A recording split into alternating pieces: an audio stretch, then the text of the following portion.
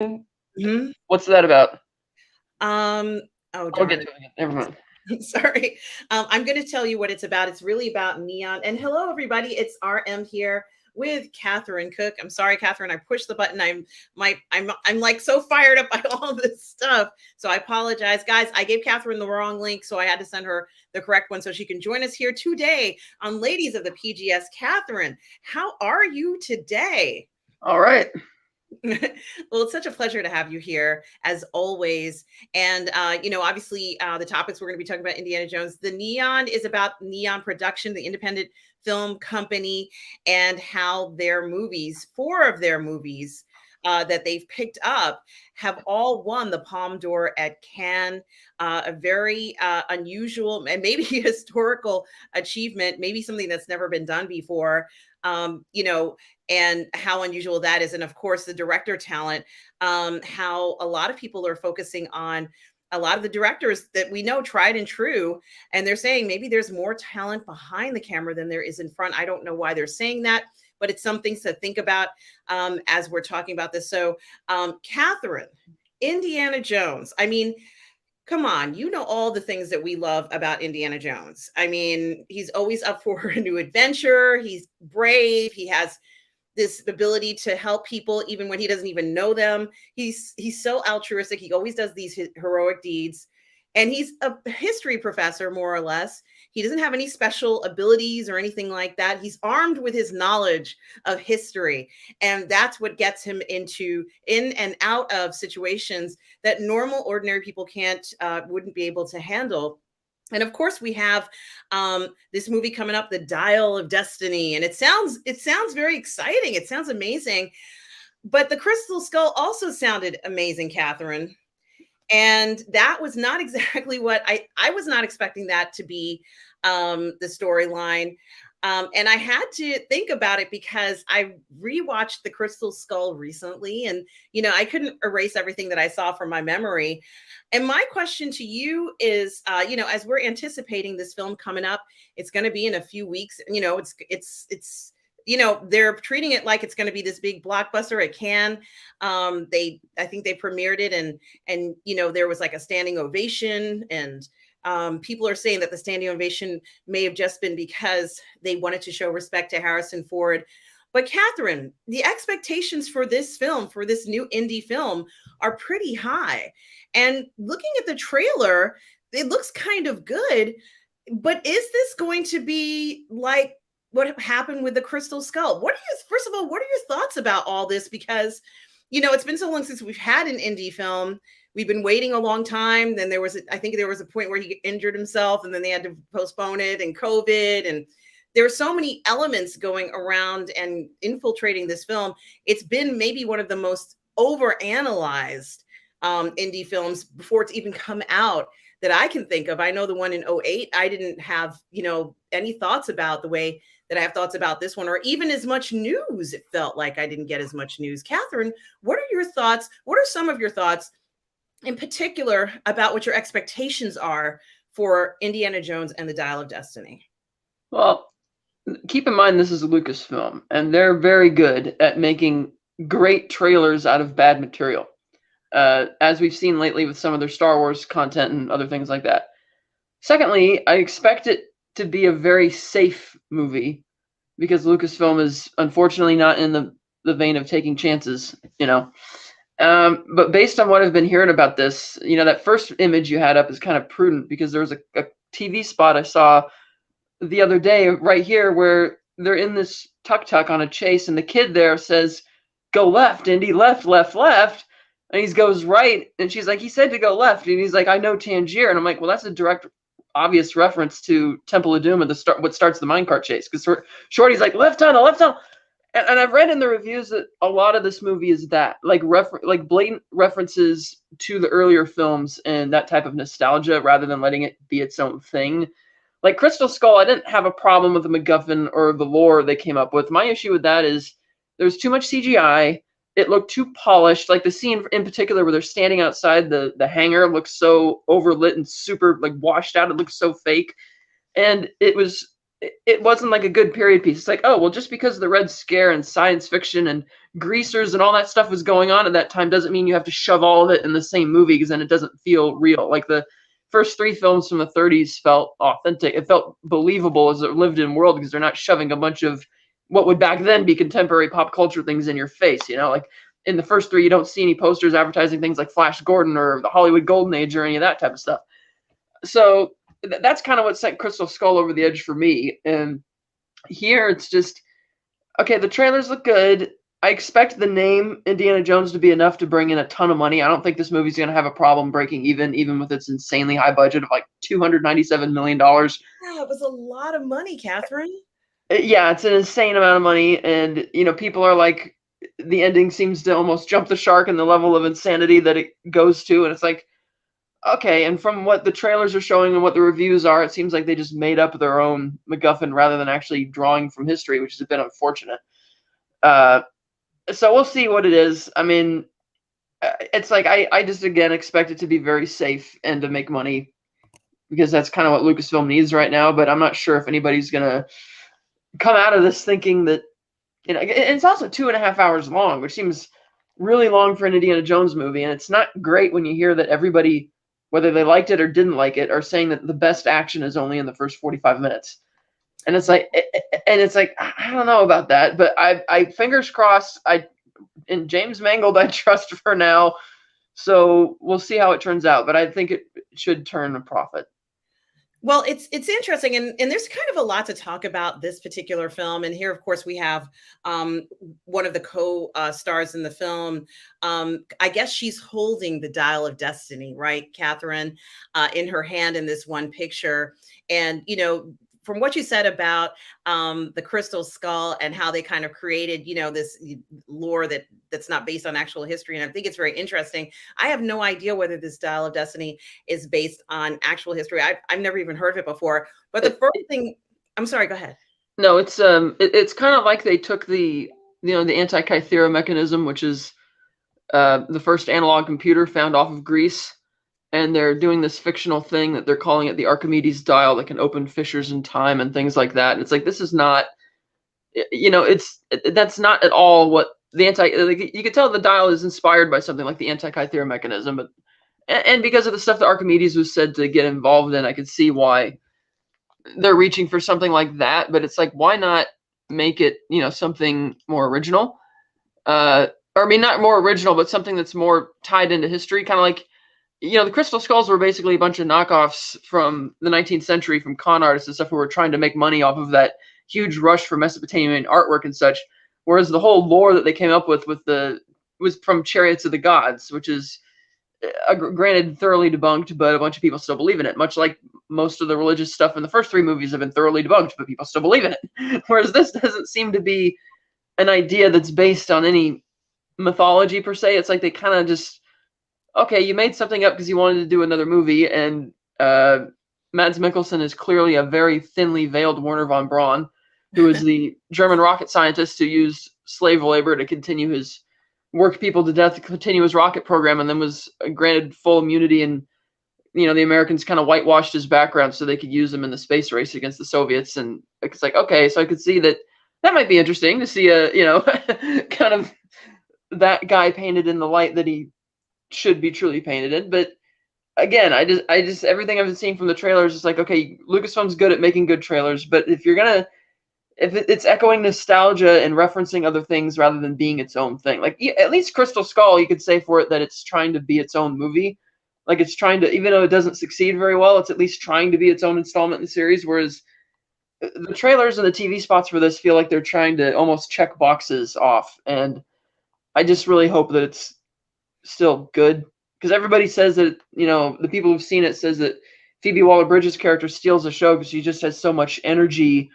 And whereas Indy is kind of, they're writing him almost to be the crotchety old man at this point, because his character's supposed to be 70 even though he's 80.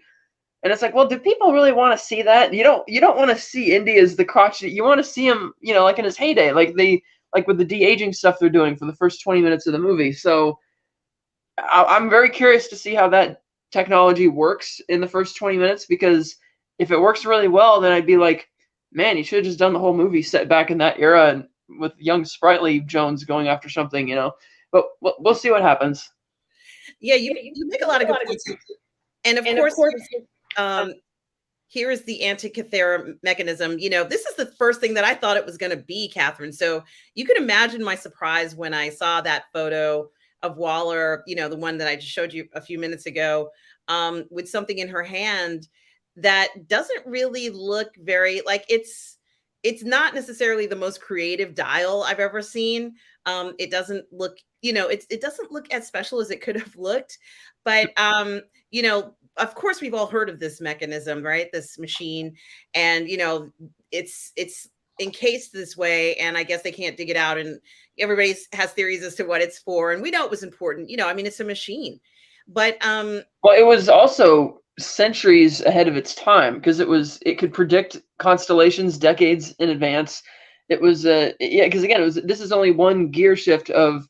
They found a lot of other pieces of it that are kind of busted up and encased that they can't really break out. But this was like like an analog computer. I've even seen a Lego set which recreates what it probably looks like, which is kind of funny. But and it's like, wow, that's really cool that they could think that far ahead. And so it's like they're taking that grain of salt, that little idea, and saying, what if we applied it to this and do something zany? Because they feel the need to have each of the MacGuffins in these films have a supernatural type bend to it, which to me, they don't really need to have that, but that's kind of what they're going for, it seems. Yeah, I understand what you're talking about. There does seem to be some kind of mysticism in part of the film, unexplained, forces going on. I think it would have been interesting for them to find this, let's say mechanism the way it is, and at some point something happens, and whatever's on it, let's say the corrosion or whatever, dissolves somehow, and that would be kind of unbelievable. But at least it would be something that has some sort of historical significance.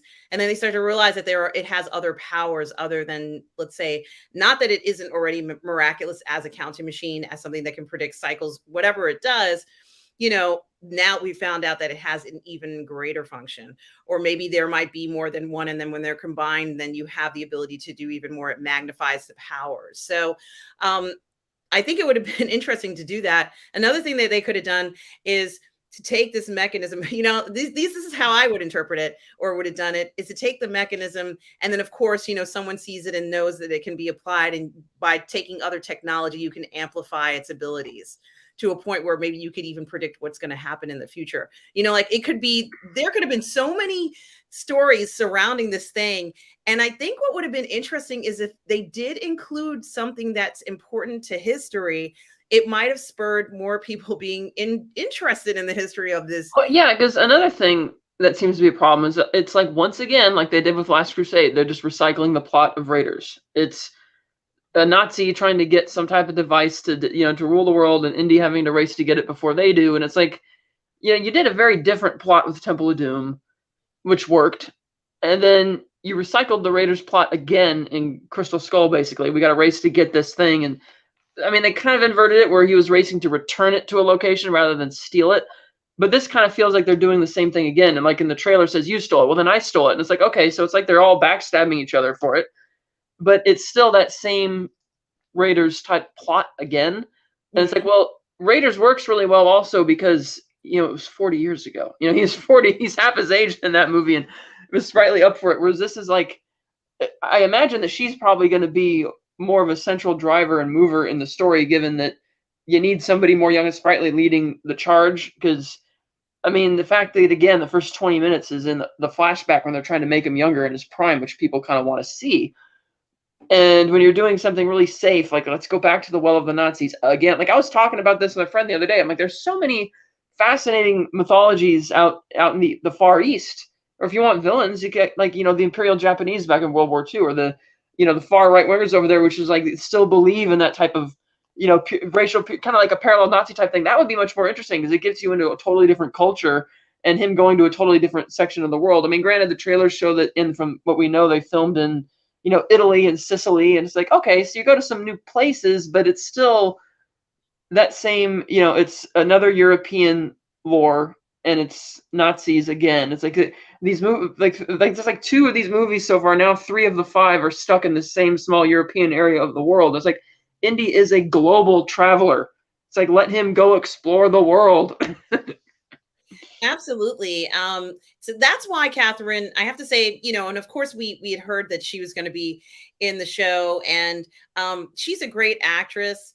And I know that her show Fleabag got a lot of recognition. I think she got a Golden Globe for the role or in another role. But I'm not necessarily a fan of her work. However, she is wonderful, and I acknowledge that she's done a good body of work.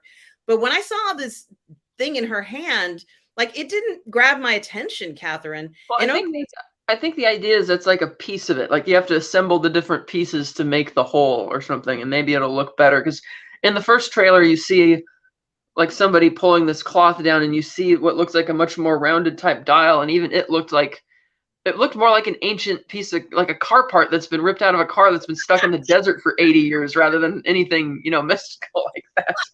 that's exactly my point. Like, where did they come up with this thing? Where did it come? It looks like just some old clock. Yeah, like for all its faults, the crystal skull prop looked amazing. Yes. For the story, like that was really something. And John Williams' score that he came up for it was so good and eerie, kind of. And yeah, admittedly, the Sankara stones didn't really stand out that much in Temple of Doom, but when they glowed, they look really cool. And yeah, the Holy Grail works because it's supposed to be a Carpenter's cup, because that's part of the lore, so that actually works.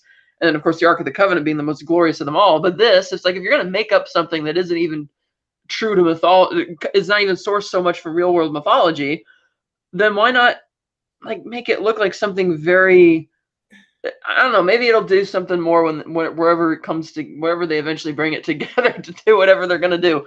But well, it reminds me of one of those puzzles that like during the holidays, you see your family and somebody has those puzzles, you got to solve them.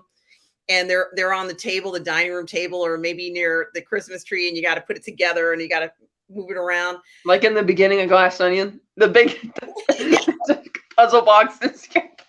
Yeah, that's what this thing looks like. And I'm like, it doesn't feel as fascinating or as, kind of mysterious or even mystic, which I would expect it to be as incredible as you said with the Crystal Skull.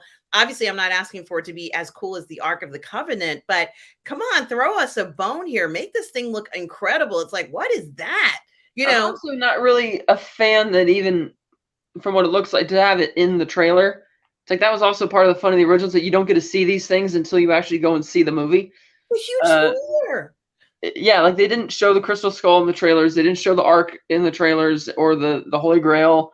And in legacy trailers they do, where they're advertising re-releases or Blu-ray sets or whatnot. But I kind of wish they kept part of that secret. But this, for the most part, as a movie, just kind of looks like, okay, we're going to play it safe. We're going to tick boxes. We're going to make as many references to the original 3 as possible.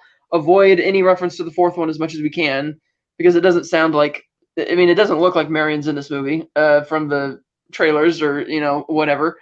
And not only that, it doesn't look like he seems to be even with her anymore, given the vibe that you're getting at the beginning of the show. He's retiring. People are throwing a retirement party. He's sitting around drinking in a bar all by himself. It's like, is he divorced or something? I'm like, I don't know. It just seems like it's like the negative aspect of, oh, we don't like what the previous movie did, which gave him in that case. So let's just pretend it didn't happen, like, oh, we gave him a happy ending last time. Let's like undo that. It's like, no, just keep, just kind of, okay, learn from your mistakes and then just, do a better job, but don't pretend like it didn't happen. And I kind of feel like that's what this is doing, is again, it's going back to the very safe well of Nazis as the bad guys and racing against it. And I love Mads Mikkelsen. He is amazing. And I take it just from seeing him in the trailer so far, I could tell he's already better than Irina Spalko, which I think is Cate Blanchett's worst performance ever, which kills me to say, she's a great actress. So that was just a terrible character. Here, it's like, okay, it's like very generic Nazi bad guy, kind of showed up for the paycheck. And Boyd Holbrook is, I assume, one of his minions who you see in the trailer firing off his gun in the crowd. It's like, okay. Like this is kind of neat. This scene, I admit, is one that I'm looking forward to, because you have, okay, your hero, your femme fatale, which is how John Williams described the Phoebe character, and then your Nazi they're all in a room here, and it's like they're going to openly debate about what they're doing. I'm like, that's kind of neat. Or they can actually come together and have like a fight over that. So that's cool. And then it's also a little upsetting that it seems like from the trailer that Sala is not going to have a big role in this movie, because he's only in that one.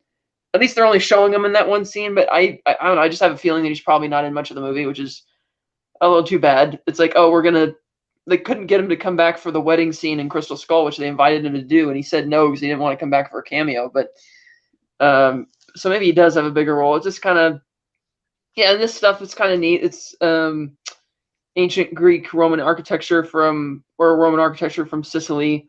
At one point, I remember during production photos, you saw an image of Kronos, which is about time, and that gave the idea that it was about time travel, which is still odd because the Dial of Destiny would be synonymous with something from that same mythology called the Wheel of Fortune, which is something that judges you, and based on your content of the character, what you've achieved, will grant you great fortune and great calamity, which sounds like, because that's actually sourced from real world mythology, as opposed to what they're doing here, which is not.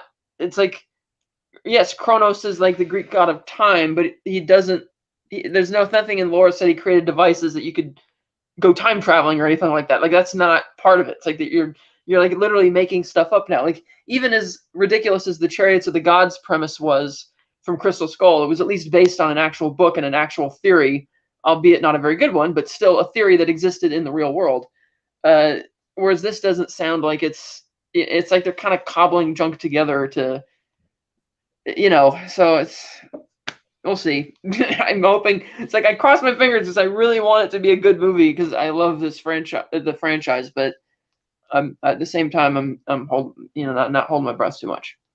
Well, it's interesting because a lot of the story is based on historical facts and things.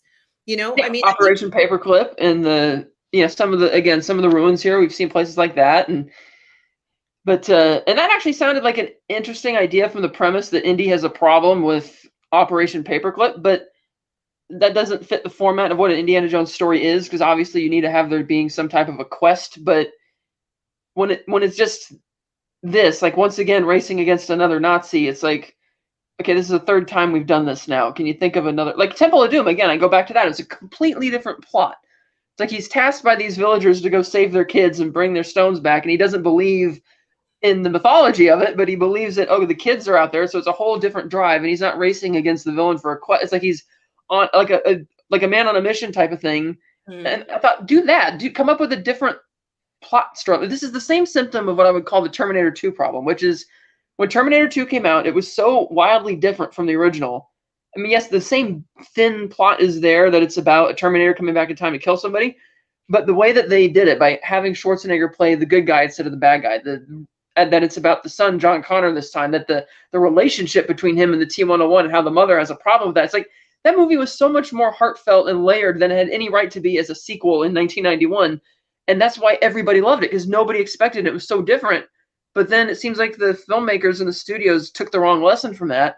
And they're like, oh, they just must really like that story. And then every Terminator sequel after that was literally repeating the same exact story, the same exact plot on a printing press over and over again. It's like, which is why it just doesn't work anymore. And I feel that's what Indiana Jones has been doing since the third one. It's like the third, the fourth, and now seemingly the fifth is all just recycling that same Raiders plot. It's like, no, just because the movies that had the Nazis in it were more successful than the ones that didn't, doesn't mean it's because Nazis were in it that it was better. It's like third one has succeeded because the second one was deemed too dark upon release, which I disagree with. I think it was very fun. And the third one, you brought in Sean Connery as Indy's dad, the original James Bond. Of course it's going to succeed. Yeah. It's like, then the fourth one failed for all sorts of reasons that we've gone into. But so the idea that, it must have succeeded because the Nazis were the best. It's like, no, and that just feels like what that kind of feels like what they're taking from it. Like, we should go back to what's really safe and predictable. And I'm like, no, Indy worked the first time because it wasn't safe or predictable. Because as many people have pointed out, the only difference Indy makes in the original movie is that he saves Marion from Major Tote, because he would have killed her for the medallion. Other than that, he fails. But it's still a fun movie. That's a risk, So, we'll see. I wouldn't be upset if down the line they were to reboot this character. I mean, you had Sean Patrick Flannery play him in the Young Indiana Jones Chronicles, and he actually did a pretty good job, and those were fun. So I wouldn't be opposed to them rebooting it further down the line, but is that likely in today's day and age with the politicking about it and people characterizing Jones as more of a grave robber, which was in another one of the TV spots as well? It's like, maybe not, but so we'll see. I mean, you made a lot of good points there. And, of course, this is one of the pictures of Indy, Harrison Ford de-aged. And I think he looks pretty good. Mm-hmm. you know, it's Harrison Ford we all know and love. But it is something to think about when we talk about how they're approaching these villains and the repetitiveness of having the same villains over and over again. You mentioned that scene where he was saving the children. Of course, that was completely altruistic. I mean, he wasn't doing that for his own personal gain. And that's one of the things we love about Indiana Jones, is that he has that sense of altruism in him. And a lot of times, you know, it may appear as if he's trying to get this thing for himself. It's not necessarily true. There are other motivations behind him. Because in the first movie, in that, I mean, I know Temple of Doom's a prequel, but he actually has a whole character arc. Because in the beginning, he's selling off the remains of this famous Chinese emperor, not to a museum or somewhere everybody can see it, but to a gangster, because he's chasing his fortune and glory. And by the end of the story, he's doesn't even care about having the Shankara stones in the museum. You know, it's like, it's important to these villagers, whether it's real or not, doesn't matter. It's not mine. And it's saving the children. Like when Willie's like, can we just get out of here now? He's like, no, we're going to get out of here. All of us, you know? And like you said, it's purely altruistic. There is no interest in putting something in a museum or stuff like that. And we haven't really had that. I mean, yes, you could say he's good because he's going against the bad guys, sure, but it's still not as purely altruistic as like Temple of Doom. It's arguably when he's at his most heroic. And we haven't really seen that since then. Do you think stepping away from pure history hurt the franchise? Because after all, he is a history professor, and they make a point of almost all the films showing him either lecturing or studying or in an academic setting. Recently, academia has been criticized for saying things that, you know, they believe that certain people were from this area, even though history is telling us that's not true. You know, I think even in this context, we expect Indy to kind of like have, you know, be in a context or be a professor who, you know, is keeping things the correct way. You know, we see him teaching these young students a lot of times. And, you know, the thought of there being some sort of speculation or away from history, it seems absurd, because that's not something he would even do. You know, I think preserving history and the authenticity of it is very important to him. Yeah, and you know, all four of the films and now five have twisted, you know, the history. Like for instance, and you know, there's all sorts of theories as to what happened to the Ark of the Covenant, whether it was real at all. But no such theory involved it being taken by the Pharaoh back to Tanis and then a sandstorm lasting a whole year. But they do that because they don't want to upset anybody by validating one theory and not another. And then the second one, the Sankara stones are simply stones that come from the Ganges River, and because the Ganges is sacred in Hinduism, then you'll see those stones in all sorts of Hindu temples, but they don't have, you know, mystical powers. And but in the third one, you know, the Holy Grail is obviously not real, because in Christianity, the way you attain immortality is accepting, you know, Christ as your Lord and Savior, not by drinking blood. So I don't know how that even entered Arthurian legend and why people seem to believe that that's a thing, because that just goes, it's like the antithesis of what that religion is teaching. So, but the Arthur legend is still a real legend that's been around for for centuries, which is why it still works. And then the fourth one, Chariots of the Gods, silly, but there's a lot of people, and you know, the idea of bringing the 15 skulls together in the city and all that stuff happening is based on New Age hippie religions from the 60s, which frankly is not any less valid than, you know, the original big religions back from thousands of years ago.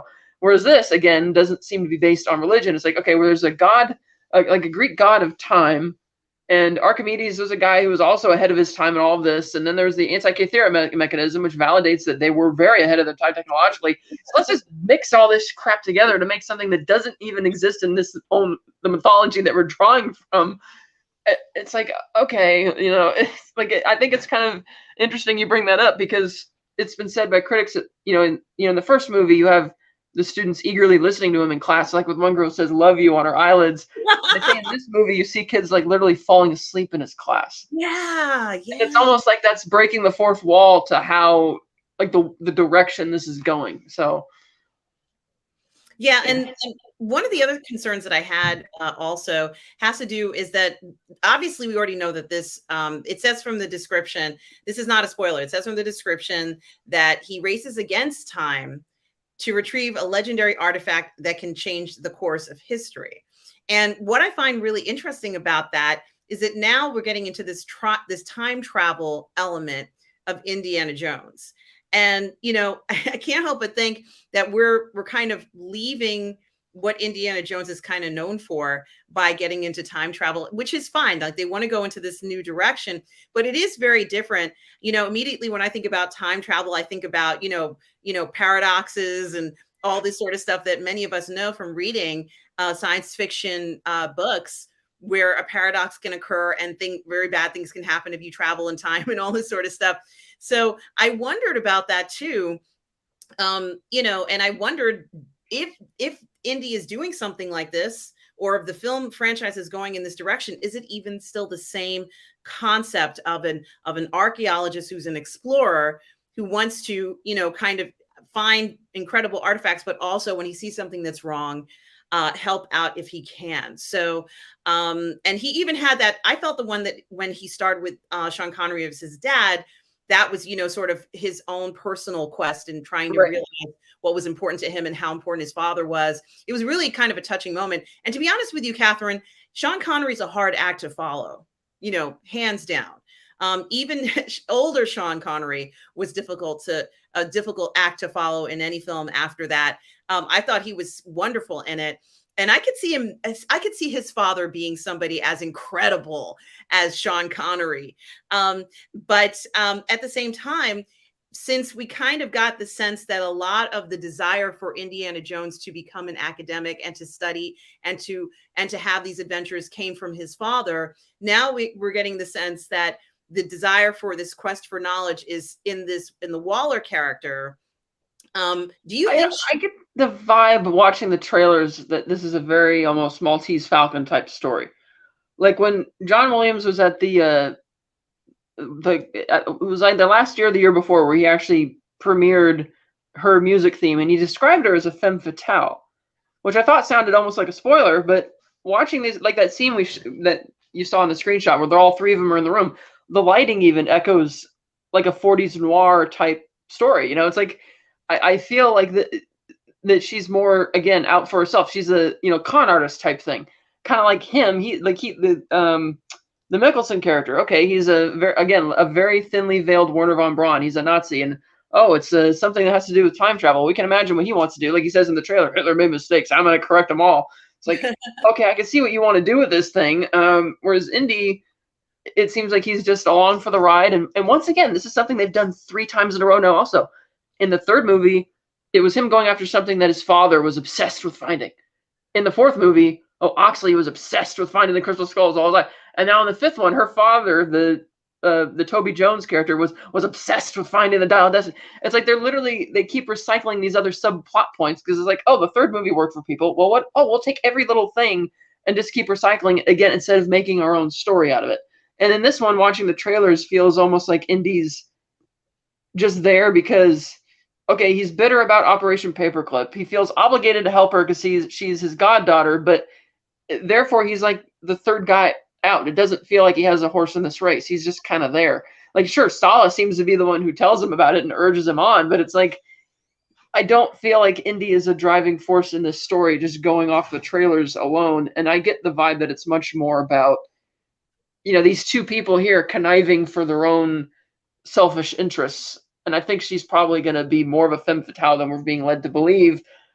And I hope that Indy's going to be the one who's going to have to step up. But still, you're right. He doesn't seem to be the driving force in this story. Kind of like in the fourth one where Williams shows up and sort of gets him involved because, Oxley's in danger, Marion's in danger. Okay, that's a motive to do something about it.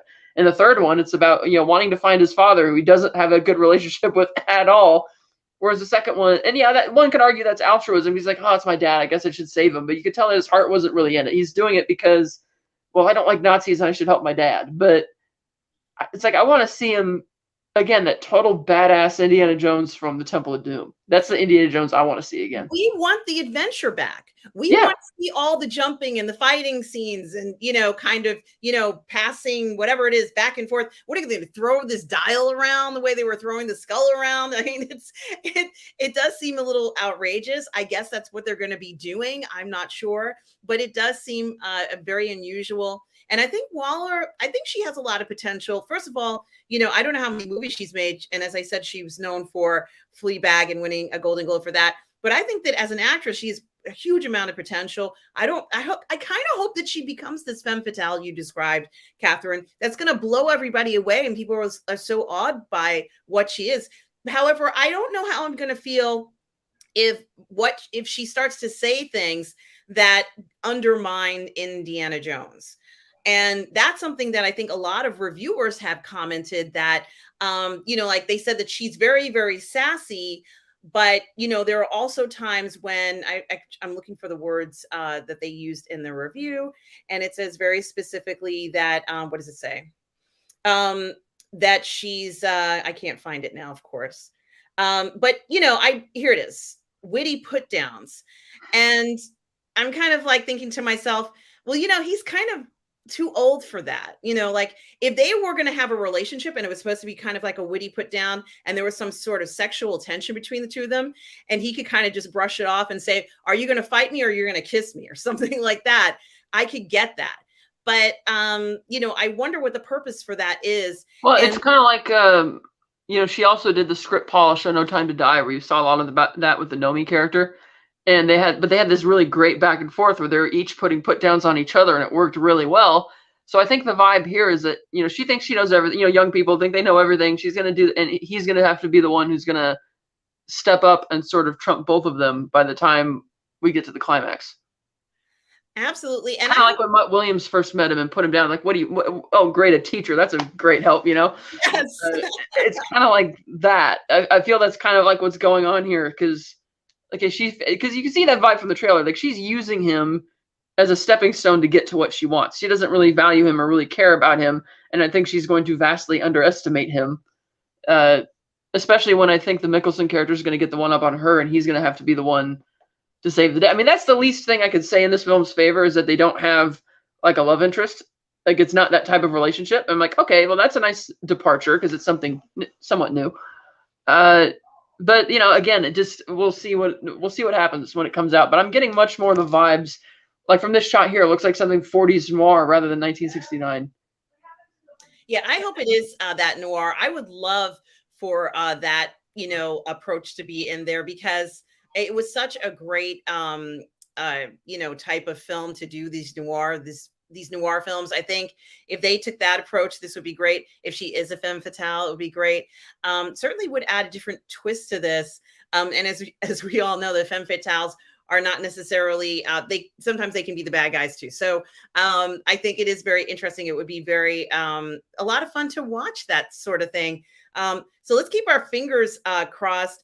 I'm hoping that this is going to be the film that Harrison Ford does, even with the de-aging and everything, that we can kind of look at this and say that was a perfect ending to, this character.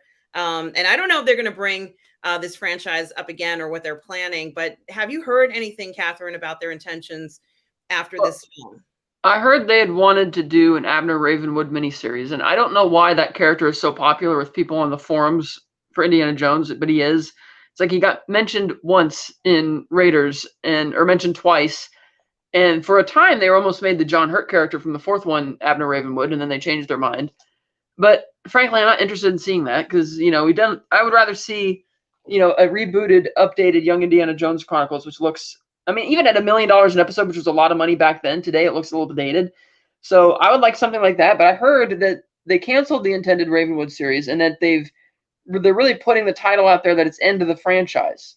Notice how it's not just the end of Harrison as Indy, but end of the franchise, because apparently Disney wants Lucasfilm to be all in on Star Wars. They view that's a bigger money-making thing, because they recognize that Indiana Jones is something that's marketed around one guy. And I think that comes from the lesson of the failure of the Han Solo movie, which is, sure, Han Solo's a great character, but specifically because Harrison Ford is playing him. Now, that's not to say that Alden Ehrenreich did a bad job, but he's not Harrison Ford. And that's what people are coming for when you see the name Han Solo. And so, having learned that lesson with the failure of Solo, they're like, oh, well, maybe people aren't going to be interested in Indiana Jones if it's not Harrison playing it. And since Harrison says, I'm not doing it again, they're like, okay, this is the end of the franchise. But so I don't think they're going to reboot it. Maybe not in Harrison's lifetime, not for a long time. But I mean, you can't leave a franchise like that dormant forever. I mean, that's got to come back at some point. So never say never. But right now, it seems that the powers that be at Disney want them to focus on Star Wars. And frankly, that's not really a bad idea, given that Star Wars is in such a disarray right now. and I think they can recover. It's just going to take a while. And once they get back on their feet and find a release schedule and a system that works for them, I think they can then get back to focusing on Indiana Jones. But this is fine for right now. I wouldn't want them to rush into doing something and have it be as sloppy as that Willow series, which I binged the other night before they removed it from the series, and just it's like, okay, let's take something that was a medieval fantasy, which admittedly I didn't like the first movie, but it still felt like the characters were in a medieval world. But let's infuse modern humor, modern dialogue, modern interpersonal problems, almost modern pop culture references, and modern music, and it's so totally uneven. It's like, great, and all these characters that are like bland 20-somethings with no charisma or personality except for the thief and Will. It's like, well, greenlit this, you know? It's like, so I could see. So yeah, by all means, let this be the last indie project for a while until you clean house and get new people running things. Yeah, I agree 100%. And as I said, Catherine, although we agree that the approach to, let's say, the mythology, the mysticism, the storyline, and maybe even the bad guys could have been different, if they can pull it off, if this de-aging process looks like the Indiana Jones we know and love, and we do seeing him do all those things that we love, being adventurous and brave and altruistic and just doing everything we enjoy, I think that will be very pleasurable to watch. And maybe Phoebe can just kind of come into her own in this film, not even care about that other stuff, because as a femme fatale, she has her own agenda. She doesn't care what everybody else is doing. She cares about her own agenda. So I think it would be interesting to see him having been paired up with somebody who doesn't necessarily have the same goals that he has from the get-go, you know, pretty much, you know, knowing that if she's a femme fatale, whatever she's saying may not be the case in the end. So it could turn out to be very interesting. I'm looking forward to it. I know we have a few weeks until it comes out, but there's been a lot of talk about it, I guess, because it was either premiered. I know it was, yeah, people saw it at Cannes in its entirety, maybe for the first time. And everybody's been talking about it and speculating about it. So certainly we had to talk about it here. And also because I know that you are such an expert on Indiana Jones as well. So I had to get your... Well, that's another thing, is that they really, I think they're putting a lot of faith in this because, you know, Bob Iger even flew out to that premiere. He doesn't usually go to con or festivals like that. And they even, at the people who run the festival at the last second decided to give Harrison an honorary Palme d'Or award. Yes. Which they already had the official, not just the winner for the movie, but they always give out one for like an actor each year too. But they made one at the last second specifically to give to him because they recognize that this is probably going to be his last big franchise movie. Like certainly the last movie that he does, which is going to have as many eyeballs on it as it does. So it's like they're treating it as an event. I think it's a big gamble because they invested a lot of money into this. So we'll see. I think it's enough. Again, I think it won't have a problem breaking even and maybe turning a small profit even if it's bad. But I just, like you, I really hope that it's a good movie and still a fun time, even if it is, you know, redundant. Exactly. And I'm looking forward to it. Of course, when the movie comes out, Catherine, I would like you to come back onto the Burnettwork. Let's review the film and talk about it extensively when it comes out in June. And it's funny that you mentioned the Palme d'Or. Of course, guys, I had to bring up Neon, which is an independent film production company. You guys have probably seen it. If you've seen independent films, you'll see Neon, like their logo looks like a neon sign and it says Neon. The reason why I'm even bringing up Neon is I said they have a Grand Slam. So Grand Slam, you get 4 runs, right? I hope I'm saying that right? Yep. You do. And it feels like they just scored big time because the last 4 winners of the Palme d'Or have all been movies that Neon has picked up as a production company. So that means in the last 4 years, the 4 films are Parasite, Titane, here they are, Parasite, Titane, Triangle of Sadness, and Anatomy of a Fall, which is the one that won this year. When Parasite won, Parasite, this is kind of a picture of it here, was the first foreign language film to win Best Picture at the Academy Awards. And it was a big deal at the time. But who would have guessed that it would have been followed by, I can't remember. Oh, Triangle of Sadness. I don't think I've actually seen that film. No, it was followed by Titane, I think. Oh, thank you, Catherine. Titane from 2021. Yeah. Thank you so much. Who would have guessed that it would be followed by Titane? And I'm a huge fan of Titane. Like I love Titane. This is a picture from Titane. And Titan is definitely out there. It's a different type of independent film, not for everyone. And then, of course, Triangle of Sadness. And now the fourth film that has won is a film called Anatomy of a Fall. That film is about a woman whose husband dies from a fall, and they're investigating her. Just kind of a little outside of the box. But Catherine, we've never seen anything like this before. What do you think? I mean, I think it's interesting that Parasite, to be honest with you, might be the film that most people are very aware of. It won the Academy Award for Best Picture, as we said. Certainly was very different film from everything we'd seen before. Nothing shocking in the film. In fact, a lot of people loved Parasite, thought it was a great film. Yeah, one of the things that made Parasite so successful is the fact that it was a very accessible film and a very like you could root for these characters, even though, yeah, they're kind of rotten getting everybody fired at the house or whatever, but they're still really fun to root for when you have that plot twist, just completely sending the story in a different direction. And how often do movies these days completely upend your expectations and not be as predictable? It doesn't happen very much. And on top of that, to have really great performances and be such a mixed genre film as well, because it's really funny. It could be, but then at times it can be really tragic and dramatic. And so it really cross borders at that point, be as successful as it was. Whereas Titan, I was hearing a lot. I haven't seen it yet, but I've heard a lot of polarizing stuff. Some saying it's the most pretentious thing they've ever seen, and others saying it's just completely out there and insane, and maybe it's just the artsiness of it that people, I don't know.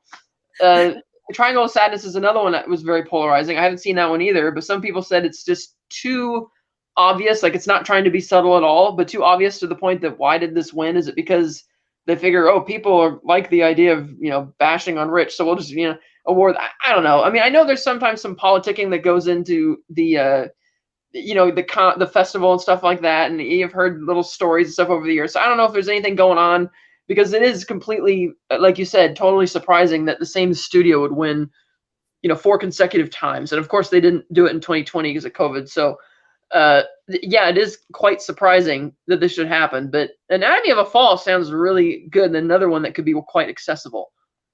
Yeah, it certainly does sound quite accessible. As I described here, it says a woman is suspected of her husband's murder, and their blind son faces a moral dilemma as the sole witness. Wow, that sounds great. Mm-hmm. Just even reading what we saw there. Yeah, that's getting a French release in August, but I haven't heard anything about an international rollout yet. But now that it's won this, it's certainly going to be getting, distribution deals. Absolutely. Catherine, what is it about Neon? I kind of looked up the company to try to find out information about them, but here it says American production and distribution company Neon is basking in unprecedented success as it has set the seal on its 4th consecutive Palme d'Or.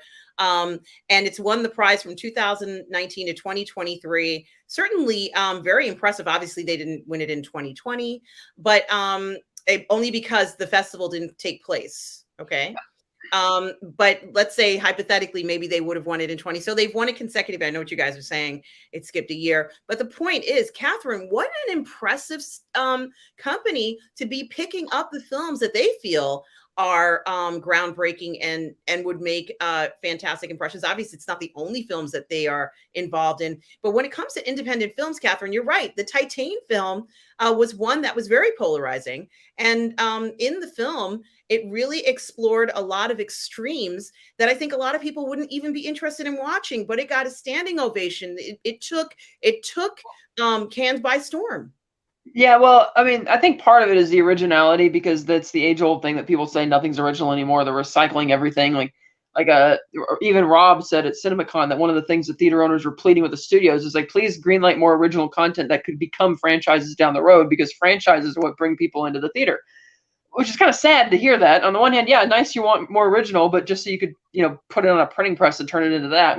Whereas Titan was so wholly original from what people have been saying that I could see why, even if it's something that people didn't really like, it's like, well, we gotta respect that it's something totally, out there and different. It was definitely, I've seen the film. It's one of my favorite films. And as a response to Neon winning, having 4 Palme d'Or winners, I'm doing what I'm calling a Neon Film Festival here on the Burnettwork, where I'm going to be doing watch parties and then analysis of the films after. You are welcome to join me for these if you like. And I just think it was very interesting to kind of look at these films, these what I consider pretty much very original films, that are so different and unique that they're winning awards. And I think Titane might be something that a lot of people might not be able to touch with a 10-foot pole. However, from an artistic point of view, it's incredible. I think it's an incredible piece of work, and maybe not even easy to sell, but they managed to create something that was very unique. So hats off to Neon for making, or at least getting these 4 films, which I'm so glad they did. Especially Parasite is probably the one that I have to say was the one that had the biggest effect on me, honestly. Even though I love Titane, I think Parasite was the one that really showed incredible originality and appeal to so many people, and that's why it won for Best Picture, and it was a well-deserved win. So let's see what happens with Anatomy of a Fall. Everybody loves these police procedurals, Catherine, and these court proceedings in these investigations. So maybe a movie about it would be something that definitely strikes the mark for everyone going forward. And the last thing that I wanted to talk about has to do with at Cannes, and they talked about kind of like the 5 most interesting things that happened at Cannes this year, or kind of unexpected things. And it's a bunch of things. I got to pull up the article, and it was essentially, I hope I'm pulling this up right, 5 takeaway things from Cannes. And let me just make sure I don't have ad blockers, so like when I pull up stuff, everything comes up. So you get to see what I've been looking at, which is usually jewelry and clothes and stuff like that. So you have to just kind of, bear with me. But it was very interesting. 5 takeaways from Cannes, from Johnny Depp's bizarre return to a revival of extravagant parties. And here, of course, is Johnny Depp. Now, recently I heard, and I don't know if I have all the facts because I'm not really into page 6 sort of stuff, that he actually had an accident and hurt himself, but he showed up there. And people were saying it was uncomfortable. But honestly, I have to give him credit for showing up saying, look, I'm still a movie star. And I've sold, movies, billions of dollars of movies. I'm incredibly recognizable all throughout the world, and I'm not going anywhere. I think that's what he's saying. What do you think, Catherine? Well, I agree that the press conference that he was at was very bizarre, and it went off the rails primarily because of him very quickly, showing up, not, if you're going to show up on time, don't show up all boozy and stuff. And I've seen enough previews and the clips from the movie that he's in. It's like, okay, this is bad. But yeah, he's a movie star. He's trying to cash in on it. But I feel that, well, I've heard great stories about him being a very down-to-earth guy. Sometimes he could still be a bit, head in the clouds. And I kind of, watching that at Cannes, it's like, okay, you show up because you're invited, all that kind of thing. But I'm on it. It's like, It's like, I know why Disney severed ties simply because on the 5th Pirates movie, he's showing up late all the time and be drunk, and they even took a security detail and tasked him with watching him to make sure he wouldn't be drinking as much. And it's like, I kind of feel like there's some of that, a little bit of that kind of weirdness kind of going on there. But, Johnny's always been a little weird. Yeah, it was kind of awkward. And I heard that he got an injury. I think that was after or sometime during the festival or something. Broke his ankle or shattered his ankle. He fractured his ankle. Yeah, I'm not sure how that happened, but okay, you're here celebrating a movie, and then when the people were talking about all the divisiveness during the production of the movie, and it's like, this casting alone was strange enough. I'm like, really? You're gonna cast that? It's like, I don't know. So that was just a weird thing that, of course, the press is going to play it up because, Johnny Depp's always going to get clicks, Absolutely. It's something to think about. So he was one of the 5 things. Another thing that they were saying, and we don't have totally a bunch of time, but this is actually the one I wanted to focus on, Tour de Force. And they were saying it's hard to predict what will pop at a film festival. This year at Cannes, an overwhelming feeling on the ground is the strength of the lineup's visionary directors. After a 10-year hiatus, Jonathan Glazer came storming back with The Zone of Interest, an unnerving look at the domestic lives of a Nazi family living in the shadow of Auschwitz. And he had a company among the auteur set. Todd Haynes brought sexy subversiveness with May December, while Martin Scorsese scored with Killers of the Flower Moon. This Cannes is in this Cannes, the brightest stars may be the ones behind the camera. Obviously, they're referring to the directors. What are your thoughts, Catherine? Do we need to bring back a lot of these directors just to bring in that talent back? because it's not just about directing. A lot of times their influence over the film is more than just telling people where to stand. Yeah, we've seen in a lot of recent years with the younger generations that they don't seem to care or be able to tell who directed what. Like there's certain movies we can watch, we can just tell who the director is, right? And directors used to be like a really big deal. Like at the Academy Awards, that was always the second to last Oscar presenting because it was very prestigious, and that's not the case anymore. They move it even before the actors and everything, because nowadays with the way tabloids have been going, and with practically the attention deficit disorder that is people being obsessed with things like TikTok, because it only lasts for like what 30 seconds because people don't have attention spans anymore. Of course, people aren't going to be paying attention to directors or stuff like that. So I think it's good that they're shining a light on the directors and the fact that they are auteur. A lot of them are auteurs. I'm very much looking forward to Scorsese's Killers of the Flower Moon. I'm very happy it's getting a theatrical release come October. 3.5. They cut originally it was 4 hours. They cut it down to 3:26.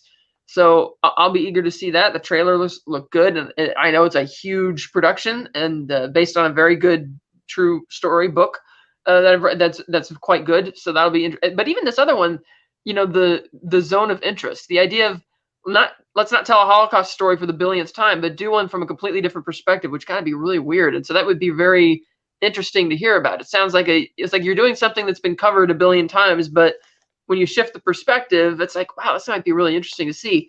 And I don't know what May December is about, so we'll see that. But I recognize the name, of course. I think that's about a woman having an affair with her stepson. Think. Let me just make sure. I could be wrong, but I thought that's what it was. And I'm sorry, I don't know offhand. I should have just known that. Well, it's also kind of like when you have directors come back you haven't seen in a while. Like last year, you had Todd Field come back after what, like 10, 12, almost 15 years to do Tar. And it's like that was something that he did, because he wanted to do it. Like it was actually a passion project. It wasn't something he just did for a paycheck, which I think we need to shine a light more on those films as well, rather than like not printing press movies, as they would call it, or paycheck movies, but stuff that the directors was really passionate about, really wanted to do. Like Killers of the Flower Moon seems like, yeah, it's a bit of a crime story, but it's a bit outside of Scorsese's oeuvre, if you will. It's something new territory for him, and I like that. So that'll be, and then Todd Haynes, of course, that's another big name. So it'll be interesting to see his film. So yeah, I like that they're shining more light on the directors involved and getting people to be more familiar with that. Because frankly, since 2010 onward, I felt that the Cannes Festival has gotten a bit too mainstream. Like they've put these, I'm not interested in going to a festival to see movies that I could see at my local Cineplex get with 100 showtimes a day. Yes. I like paying attention to festivals because they show films which are artsy films, things which I'm otherwise would never hear about or never get access to. Right. So when they're playing up all the, and then the juries lately, I've been kind of skeptical about what the logic is to who they pick to be on these juries. It's like, really? It's like, why can't we get like more of these type of directors, like top-notch filmmakers as your juries each year, rather than random, oh, this young person's kind of hip right now, we'll just put you on. It's like, no. It's like the Cannes Festival used to mean something, damn it. Kind of like even Sundance has said it's more about securing deals for your movie. I mean, obviously every festival you want to get a deal, but that the focus seems to be more on the business side of it than the art house side. Like back in the days when like Tarantino was going there, it was about the art and what you were actually making, whereas now it's more almost corporatized, if you will.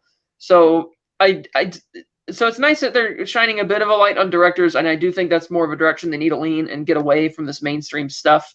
It's like, because that Indiana Jones is going to have a huge world premiere in LA or something. Well, technically not a world premiere because it's already premiered at Cannes, but they're going to have another big premiere. So why do that at the Cannes Festival?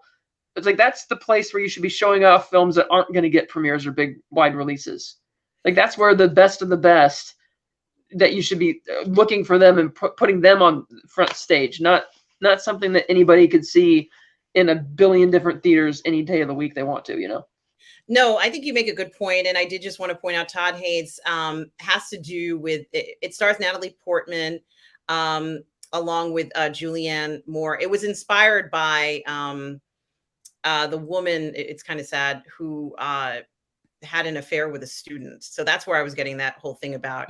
But they said it was a joy to film, and it's a great story. It says it's about the story of two women at two stages in their lives. One who is an older star in her 60s, And and then it says, faced with the sincere, dangerous search for the truth from a Hollywood star at the top of her career, between the two, the male character subtly weaves threads between the actresses and the eras. So I'm not quite sure why that was inspired by that other event. I'm not quite sure how it ties into the story, Catherine, but yeah, I agree with you. We need to get more of these directors back who know what they're doing so that people can see just how incredible films can be again. And we won't have these issues where you have a bunch of kids who don't understand that this director who is, been doing this movie also has other films they didn't know about. It's time for them to discover that. It's time for them to see these names and then look up and find out all the other work that these directors have done so that they can continue their education in cinema studies properly and understand what it really takes to make a film. But yeah, so that's pretty much everything I wanted to discuss. Was there anything else you wanted to talk about, Catherine, before we end the show? No, I think that's it. As far as the news has been covered, I mean, yeah, the strike is ongoing. That's about all there is going on right now in terms of all the headlines. I know SAG had their vote on whether or not they would strike. I didn't hear what the result was. Yeah, nor And did I. Mhm. the DGAs are having their or the Directors Guild is having their negotiations coming up. So we'll see how this all plays out. But we got plenty of content coming out in the next few months to talk about. So. We certainly do. Catherine, it's such a pleasure having you here on Ladies of the PGS. I've got to have you back on the show again. Catherine, where can people find you? You can find me on the Unifying Force. It's a Star Wars talk show that streams every second and fourth Sunday of the month at 8 a.m. Pacific on the Virtual Cantina Network YouTube channel. It's really fun. And you can find me on the Phantasmagorium show, usually on Wednesday nights. Right now, we've been sporadically all over the place. We're currently reviewing Spider-Man movies. Tomorrow, we're reviewing No Way Home tomorrow night, followed by Into the Spider-Verse, and hopefully Across the Spider-Verse this weekend for its opening weekend of release, followed by our Indiana Jones series. And we've got a lot of other films. We've got all the Bond movies on there, the Tarantino Rodriguez movies, and the Batman movies. So head over to the Phantasmagorium channel and find those playlists. They're really fun. Absolutely, everybody. Please like and subscribe Phantasmagorium channel, as well as the Unifying Force. Of course, you can always reach Catherine here on the Burnettwork as well. Guys, you can reach me here on the Burnettwork too, as well as on my channel, Positive Fandom, and on Lorena Creel's channel and the 1/6 Scale Man Network. It's been such a pleasure bringing you guys, ladies of the PGS today. I want to thank everybody in the chat, Tom Jr. Jackson, my narrator, moderator, and friend. Thank you. And I think I might have seen S. Beam's name, but I'm not sure. But if you are there, thank you as well. Thank you, everybody, for being here tonight. And guys, remember, no matter where you are in the galaxy, always remember to please be kind. Take care, everybody.